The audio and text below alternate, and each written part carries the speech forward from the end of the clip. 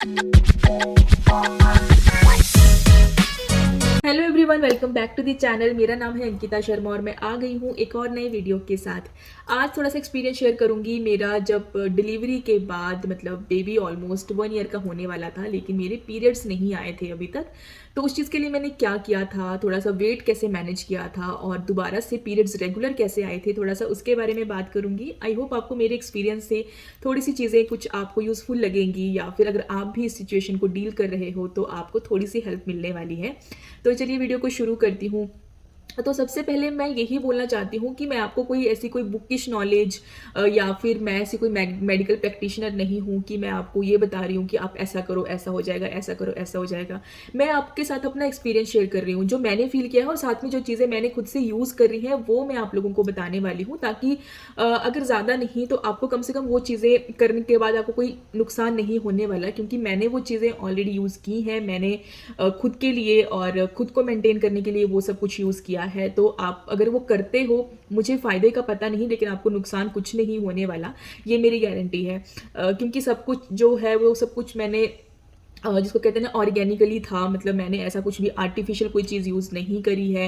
मैंने कोई ऐसी मेडिसिन्स नहीं ली हैं कि मैंने बहुत रैपिडली अपना वेट लूज़ किया और उससे मुझे फिर हेल्थ इश्यूज़ कुछ होने लगे, तो ऐसा कुछ भी नहीं है। तो सबसे पहले आपको बता दूं कि मेरा बेबी ऑलमोस्ट 1 ईयर का होने वाला था। मुझे डिलीवरी के बाद जो है वो पीरियड्स नहीं आए थे। मतलब कि डिलीवरी के बाद जैसे होता है कि 1 मंथ तक जो ब्लीडिंग होता रहा और उसके बाद फिर कंप्लीटली 1 साल तक मुझे कोई मतलब मंथली पीरियड जैसे चलते हैं, साइकिल होना चाहिए जैसे चलता है, वैसे नहीं हुआ। और ऑब्वियसली मेरा वेट भी गेन हो रखा था काफ़ी ज़्यादा, लेकिन मैं कुछ कर नहीं रही थी। मेरा बेबी फीड पे था, तो मैं नहीं चाहती थी कि मेरी मैं कुछ भी खाने पीने से उसको कोई भी असर पड़े। लेकिन मैंने जब थोड़ा सा स्टडी करना शुरू किया इसके बारे में, तो मुझे लगा कि 1 ईयर का टाइम काफ़ी ज़्यादा हो जाता है और उस टाइम पे आपके पीरियड्स आ जाने चाहिए। तो फिर मुझे लगा कि मुझे पीसीओडी की दिक्कत तो क्योंकि पहले भी थी, और जिस टाइम पे मैंने कंसीव किया था उस टाइम पे भी मैंने थोड़ी सी डाइट फॉलो करी थी, अपने आप को मेंटेन किया था, तब मेरा साइकिल ठीक हुआ था और मैंने अचानक से कंसीव किया था। किसी ने वो वीडियो नहीं देखी है तो आप देख सकते हो, मेरे चैनल पे मैंने डाली है वो वाली वीडियो भी। तो फिर मुझे लगा कि अभी हाई टाइम है, क्योंकि अब 1 साल का बच्चा क्या होता है कि अगर आपकी फीड ले भी रहा है तो साथ में वो कॉम्प्लीमेंट्री फूड भी लेता है, कुछ ना कुछ वो बाहर का भी खाता है।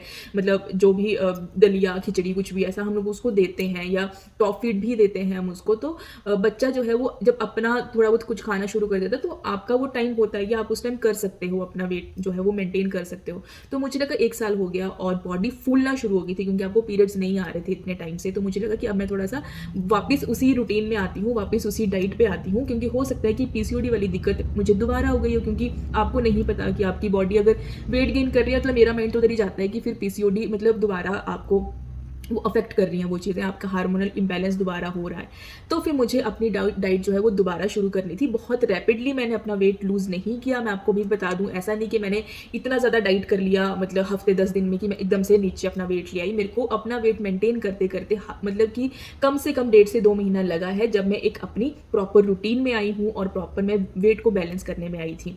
तो येस, मैंने जो सबसे पहले शुरू किया, जैसे कि मैं वहाँ पे पीती थी एप्पल साइडर विनेगर। मैंने इस बार एप्पल साइडर विनेगर नहीं पिया फर्स्ट मंथ में। मतलब जब मैंने अपना वेट शुरू किया था लूज़ करना, तब मैंने सिर्फ एप्पल साइडर विनेगर से नहीं शुरू किया।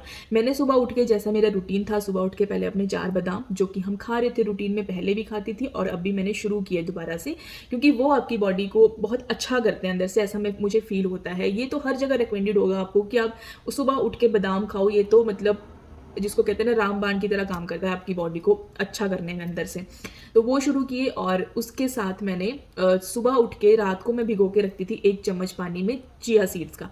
आप लोगों ने सुना होगा चिया सीड्स बहुत हेल्दी होते हैं, फाइबर होता है उसमें। तो वो मैंने सुबह रात को मैं पानी भिगो देती थी, सुबह उठ के वो गिलास में पानी का पी लेती थी जब मेरा पेट खाली हो जाता था बिल्कुल।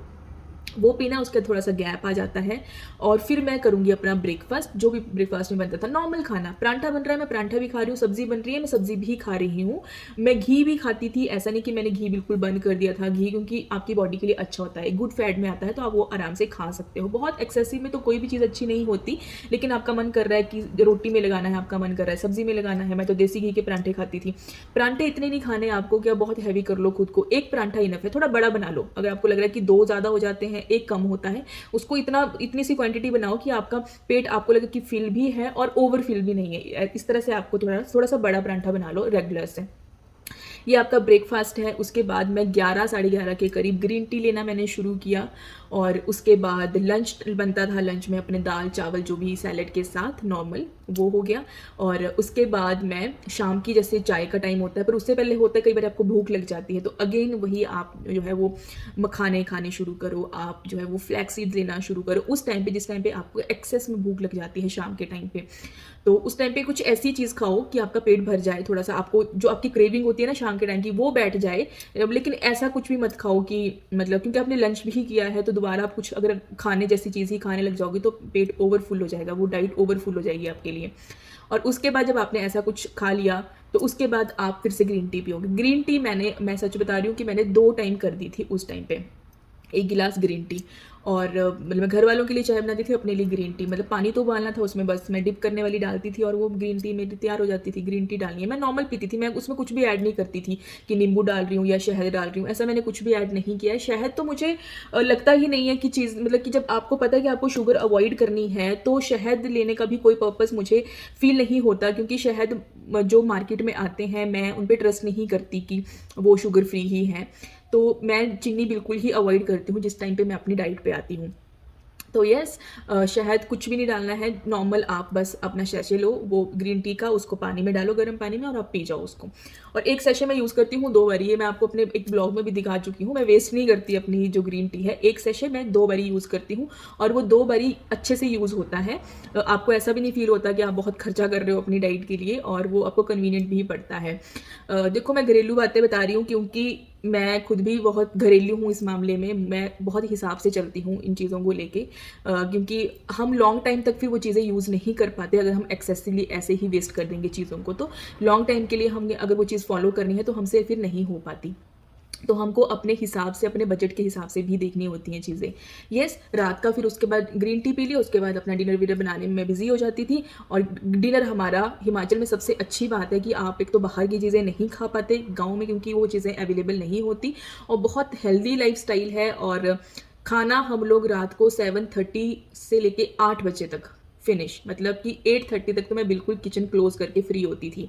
7:30 में खिलाना शुरू करती थी घर वालों को, 8 बजे तक खुद खा के फ्री। और इतना अच्छा टाइम था वो, इतनी अच्छी रूटीन थी कि मैं आपको सही बता रही हूँ कि मतलब कि सच में कहते हैं कि खाना रात का थोड़ा जल्दी खा लो, थोड़ा कम खाओ।